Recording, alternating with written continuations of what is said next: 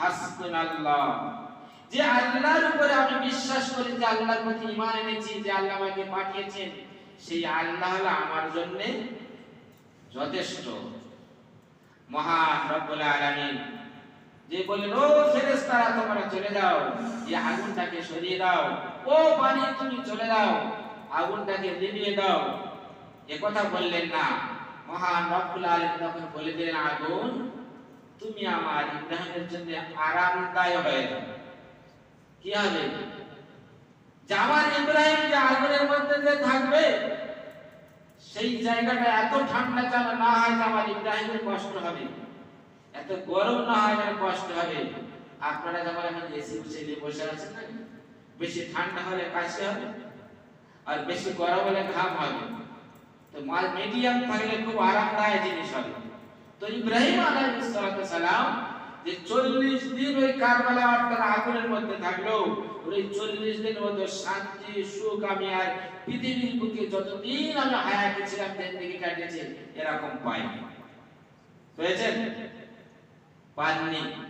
আপনারা এখানে যতক্ষণ বসে আছেন, ধরে নেন এখন মসজিদের ভিতরে এটা কারবালা, এটা কি কারবালা, এইখানে যত শান্তির সঙ্গে বসে আছেন, এই শান্তিকে মসজিদ থেকে বাইরে থেকে পাবেন? মাথা নাড়ুন, জবান খুলুন, পাবেন কি? তাহলে পাবেন না। তাহলে কারবালায় আপনারা বসে আছে। আমি প্রথম কি বললাম? আমি প্রথম কারবালা মানে কি বলে গেছি? কারবালার শব্দের অর্থ কি বলে গেছি আমি? সময়। বলে কার শব্দের অর্থ হলো মুসিবত, জায়গা। আর বালা শব্দের অর্থ হলো মুসিবত বা পেরেশানি। তাহলে আপনারা বলেন এখানে কারবালায় বসে আছে মানে মুসিবতে বসে আছে। হিসাব যেটাই হলো, মানে হিসাব যেটাই হলো। তো আমি বলতে চাচ্ছি কেন বোঝাবো। ইতিপূর্বে বলে গেলাম ইব্রাহিম আলাইহিস সালাম শান্তির সঙ্গে ছিল। আপনারা সবাই না এসে চলছে, দেখো আমরা শান্তি না, আপনারা মুসিবতে আছেন। কেন? আপনাদের পাড়ায় এখন 60% মুসল্লি, 40% মুসল্লি নয়, নামাজি নয়, আবার 100% নামাজি। সেটা হলো বছরে নামাজি হোক, সপ্তাহে নামাজি হোক। কিন্তু 5 ওয়াক্ত নামাজি আপনাদের এলাকায় 60%, 40% নামাজি নয়। এতে আপনার আমার মত কি এক? আওয়াজ মোটে নয়। যদি বলি আমি 20% নামাজি আর 80% বেনামাজি, এতে কি আমার মত আপনাদের মত কি এক? তাও হিসেবে ভুল হচ্ছে না। যদি বলি 10% নামাজি আর 90% বেনামাজি, এতে কিছুটাই আসতে পারে। হ্যাঁ, কিছুটাই আসতে পারে, নমুনা কিছুই আসতে পারে। আপনারা আওয়াজ করুন না, জবান খুললে সব বেশি হবে। তাহলে যদি 10% নামাজি হলো আর 90% যদি বেনামাজি যদি হয়, তো আয়েশা সিদ্দিকা রাদিয়াল্লাহু তাআলা আনহা আল্লাহ রাসূলের কাছে যে কথা বলেছিলেন যে কওমকে পুরো ধ্বংস করে দিয়েছিল, তাহলে আমাদের ধ্বংস কেন আসছে আমরা বুঝতে পারছি? তো সবাই বুঝতে পারছেন যে আমাদের ধ্বংস অন্য জাতি করছে না, আমরা আমাদের নিজেদের ধ্বংসের পথে রেখে আনছি। যদি বলো কি নামাজ শুধু পড়লে কি আমাদের ধ্বংসের পথ থেকে রেহাই পেয়ে যাব? অনেক ভাইরা বলে না আমরা নামাজ পড়ে তা কি হচ্ছে, আমাদের ঈমান কিন্তু মজবুত এবং ঠিক আছে। ঈমান মজবুত এবং পাক্কা মুমিন আমার আছে, আলহামদুলিল্লাহ, থাকাটাই ভালো। নামাজ যদি না পড়েন, যার দুটো চোখ নেই, অন্ধ, সে বলে আমি ঠিক দেখতে পাচ্ছি, বিশ্বাস করবেন? যার দুটো চোখ নেই বলে পুরো অন্ধ, সে বলছে আমি রাস্তা পরিষ্কার দেখতে পাচ্ছি।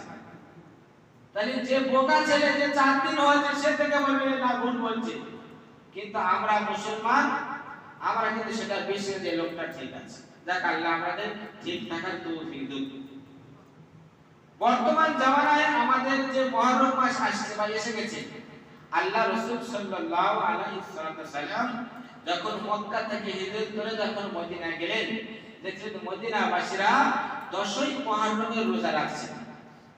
আল্লাহ রাসূল সাল্লাল্লাহু আলাইহি ওয়াসাল্লাম বললেন, ও মদিনাবাসীরা, তোমরা 10ই মুহররম রোজা রাখছো কেন?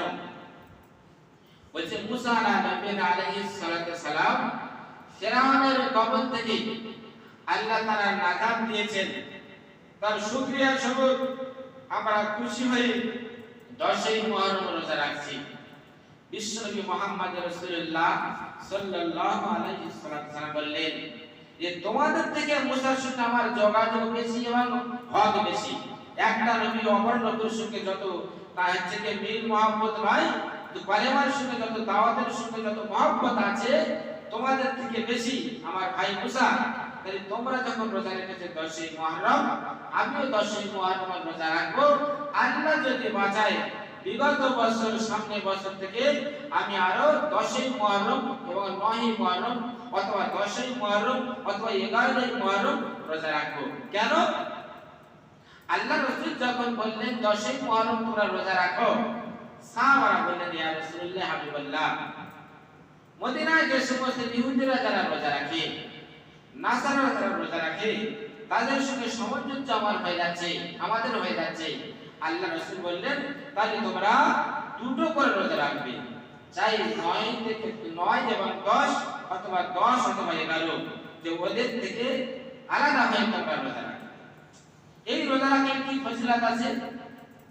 হাদিস পাকের মধ্যে এসেছে, বিশ্বনবী মুহাম্মদ রাসূলুল্লাহ সাল্লাল্লাহু আলাইহি ওয়াসাল্লাম বলেছেন, যদি আল্লাহর কোন বান্দা অথবা বান্দি মুহররম মাসে যদি রোজা রাখে, বলে একটা রোজার বদৌলতে তার একটি বছরের গুনাহ সগীরা আল্লাহ maaf করে দেন।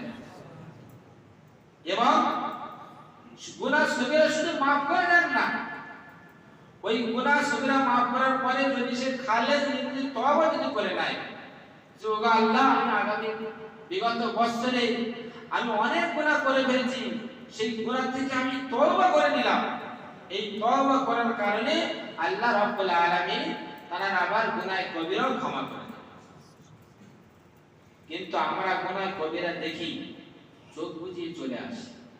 সেটা হলো কি, আপনার এলাকায় যদি কেউ মাতাল থাকে, আপনার এলাকাবাসীর দায়িত্ব থাকে দিনের দিকে বোঝানো।